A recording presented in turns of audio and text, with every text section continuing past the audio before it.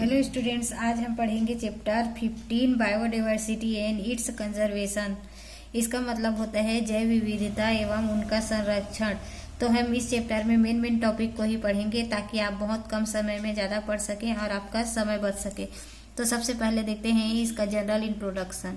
तो ये क्या है कि प्रकृति में लाखों प्रकार के जीव जंतुओं पेड़ पौधे पाए जाते हैं। इनके आकार एवं प्रकार तथा संरचना में अत्यधिक विविधता पाई जाती है।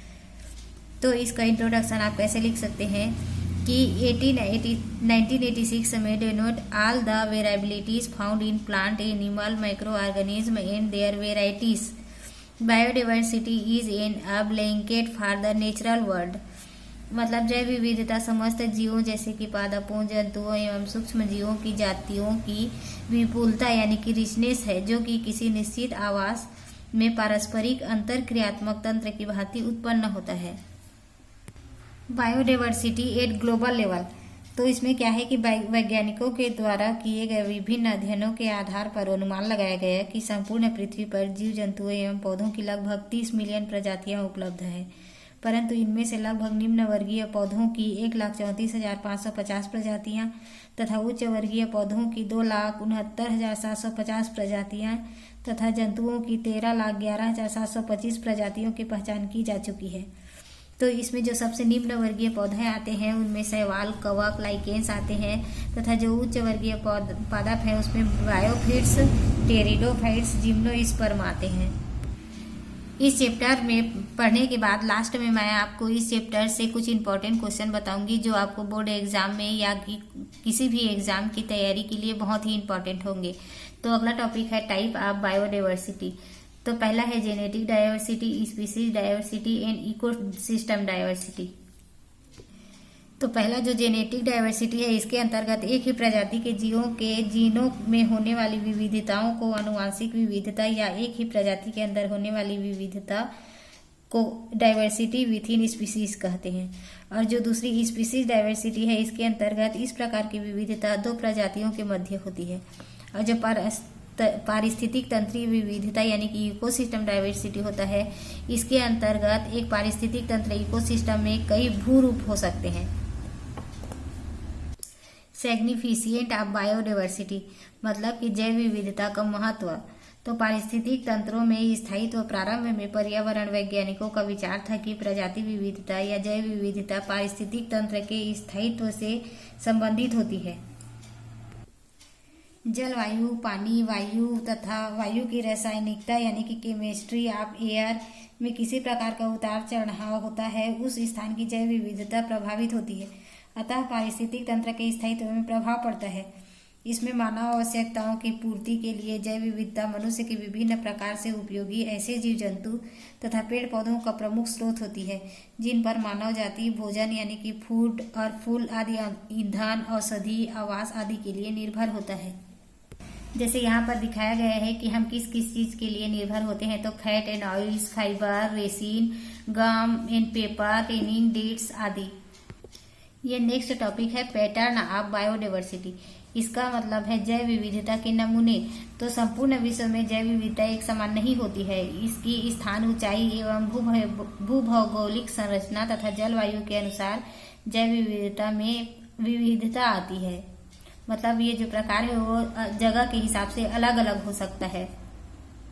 इस बात को आप इस डायग्राम में देखकर अच्छे से समझ सकते हैं। इसमें जैव विविधता की हानि को यानी कि जो thread of loss of biodiversity है उसको अच्छे से समझाया गया है। इसमें प्राकृतिक कारक और मानव जनित कारक होते हैं, यानी कि ये नेचुरल फैक्टर और ये मानव संबंधित कारक होता है। तो इसमें जो नेचुरल फैक्टर है उसमें मिट्टी, हवा, पानी, जो पॉल्यूशन है, फ्लूड यानी कि बाढ़ वगैरह आते हैं, इसमें आते हैं। और जो मानव निर्मित होते हैं उसमें कई प्रकार की, जैसे जंगली पौधों को विनिष्ट करना, जंगलों को काटना तथा आवास स्थलों की विनिष्टि करना, ये सब इस मानव जनित कार्य में आते हैं। नेक्स्ट टॉपिक है हॉट स्पॉट ऑफ बायोडाइवर्सिटी। मतलब विश्व के ऐसे स्थल जहां किसी प्राणी अथवा वनस्पति की अधिकता हो या निरंतर घट रही दुर्लभ प्रजातियां हो। जैव विविधता के उष्ण बिंदु या कि तप्त स्थल यानी कि हॉट स्पॉट या बायोडाइवर्सिटी कहलाते हैं। दूसरे शब्दों में हम ये कह सकते हैं कि विश्व के ऐसे स्थल जहाँ बिना मानवीय हस्तक्षेप के पौधे एवं जीव जंतु फलते फूलते हैं, जहाँ पर अत्यधिक मात्रा में वनस्पति व जीव जंतुओं की प्रजाति में विविधता पाई जाती है, ऐसे स्थल जैव विविधता के हॉट स्पॉट कहलाते हैं तथा इसमें मैक्सिको, कोलंबिया, ब्राजील, पेरू आदि देश शामिल हैं। Red data book. अब ये रेड डाटा बुक क्या होता है कि जिसे पूर्व में अंतर्राष्ट्रीय प्राकृतिक एवं प्राकृतिक संपदा संरक्षण संघ के नाम से जाना जाता था। इसके अनुसार विश्व के सभी भागों में विभिन्न कारणों से जैव विविधता में लगातार कमी आती जा रही है। यदि यही स्थिति रही तो पृथ्वी से महत्वपूर्ण प्रजातियों के विलुप्त हो जाने का खतरा और बढ़ जाएगा। इसे ध्यान में रहते हुए IUCN ने एक रेड डाटा बुक प्रकाशित की, जिसमें संकट उत्पन्न होने वाले जीवों की प्रजातियों के प्रकार तथा उन प्रजातियों का वर्णन किया गया है जो कि विलोपन के खतरे से गुजर रही हैं। यह पुस्तक सर्वप्रथम 1963 मतलब कि 1963 में प्रकाशित की गई थी। नेक्स्ट टॉपिक है इंजर्ड स्पीसीज। तो जो आज विभिन्न कारणों से विश्व के कई जीव जो कभी पर्याप्त मात्रा में पाए जाते थे या तो विलुप्त हो गए हैं या जल्दी ही विलुप्त होने वाले हैं। अकेले हमारे देश में अब तक लगभग 200 किस्म के पशु पक्षी विलुप्त हो चुके हैं तथा लगभग 800 किस्म के वन्य जीवों की विलुप्त होने की आशंका है, जैसे कि मिंगी, चिंपांजी, तेंदुआ, सिंह आदि। अब ऐसे पौधे जो पूर्व में किसी स्थान पर पाए जाते थे लेकिन वर्तमान में वे अपने प्राकृतिक स्थानों से लुप्त हो गए हैं, उन्हें विलुप्त प्रजातियां कहते हैं। और जो इंजर्ड हैं वैसे पादप प्रजातियां जो कि विलुप्त होने की स्थिति में हो, यदि वही पारिस्थितिक परिस्थितियां बनी रहे तब उन्हें विलुप्त होने से नहीं बचाया जा सकता है। Conservation of biodiversity. मनुष्य की जनसंख्या में विस्फोटक वृद्धि यानी कि जो पॉपुलेशन एक्सप्लोजन के कारण जैव विविधता में लगातार कमी आ रही है, जिसके कारण वनों की लगातार कटाई हो रही है। इसके परिणाम स्वरूप जीवों के प्राकृतिक आवास समाप्त होते जा रहे हैं। वनों एवं प्राकृतिक संपदा तथा उसकी जैविक परिपूर्णता को संरक्षित रखने के लिए नियम कानून बनाने चाहिए। इस क्षेत्र में कई प्रकार के कदम उठाए गए हैं, जैसे कि वायुमंडल में उपस्थित ओजोन स्तर के विघटन, अम्ल वर्षा एवं पृथ्वी के बढ़ते हुए तापक्रम पर नियंत्रण करने के लिए conservation of genetic diversity, conservation of species diversity, conservation of ecosystem diversity. Next topic है नेशनल पार्क। तो जो नेशनल पार्क हैं वो ऐसे बड़े क्षेत्र होते हैं जहां पर जीव जंतुओं को मानव प्रबंधन के अंतर्गत संरक्षित रखा जाता है। भारत के प्रमुख राष्ट्रीय उद्यान में राजाजी पार्क, चमराज राष्ट्रीय पार्क, गिरराज राष्ट्रीय पार्क, कांजीरंगा राष्ट्रीय पार्क आदि आते हैं। इसमें कान्हा राष्ट्रीय पार्क बहुत बड़ा पार्क है जहां पर कई जीव जंतुओं को सुरक्षित रखा जाता है।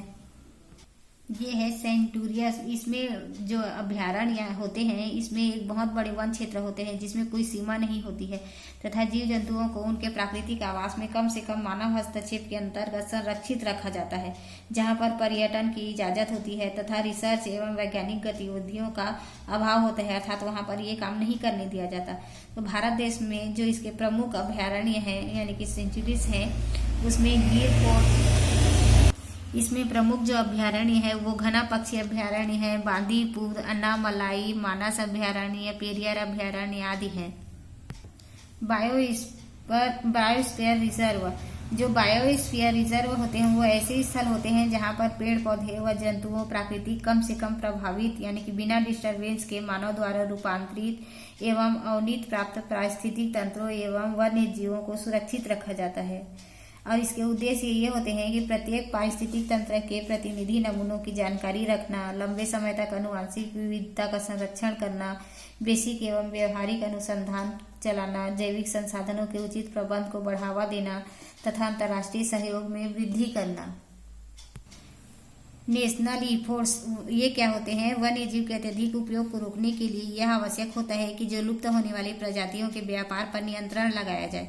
हमारे देश में वन्य जीव के संरक्षण हेतु निम्नलिखित संस्थाएं एवं कानून बनाए गए हैं, जैसे कि wild life protection, Indian board for wild life, national wild life action,